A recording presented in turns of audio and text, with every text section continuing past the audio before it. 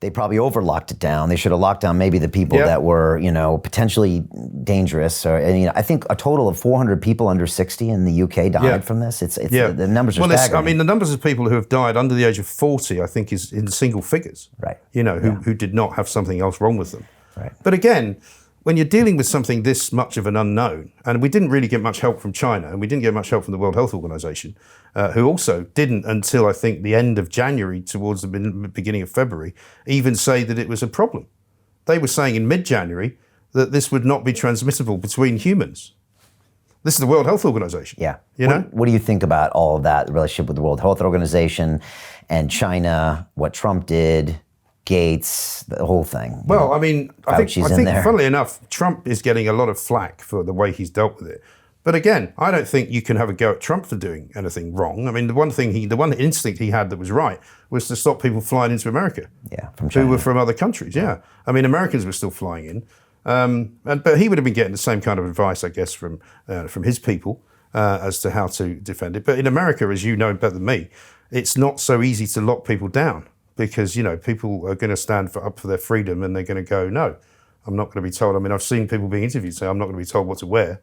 I'm not going to wear a mask, it's harder, and then there's federal versus state, so that makes it a little trickier. Yeah. And also, I think China generally, is a very bad actor here.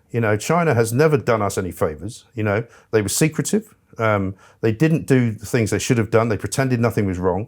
They lied to the World Health Organization, And the one thing I think that I noticed probably before any of this happened was that there was a lot more Chinese tourism going on around the world suddenly, in the last 2-3 years. You wouldn't see very, very many people from China in the center of London or in the center of Paris or in New York.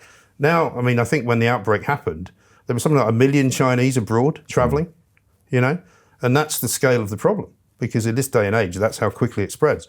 So I think China is I at one point have said that I think they should be paying some kind of reparation to every country in the world, because they got the money, they owe everybody's debt, don't they? They own it all. Yeah. So I think they should become somehow recompensing us. If it's costing us, I don't know, 100 billion to support our economy, let's get it from them. Yeah, good luck with that, huh? Well, if you were Prime Minister right now, what would you do? If I was Prime Minister right now, I would insist on the civil service coming back to work for a start. I would stop this kind of ridiculous, we're too frightened to go back to work business, which seems to be going on, because there's no reason to be frightened to go back to work. If you're genuinely at risk because you've got some kind of condition, then fine.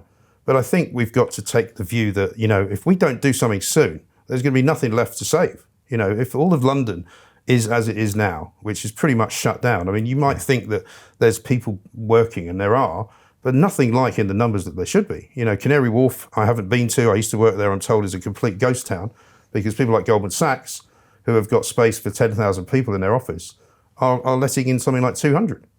And you can't sustain, the old Burley's, sandwich shop where you pay 10 quid for a sandwich. They're not going to be open. So they're not going to be making any money. They're not going to be paying any tax. The people that work for them are being furloughed by the government. So it's costing us money. They've got to get everything back as best they can, as quickly as they can. But I'm unsure really about how commerce is going to deal with that.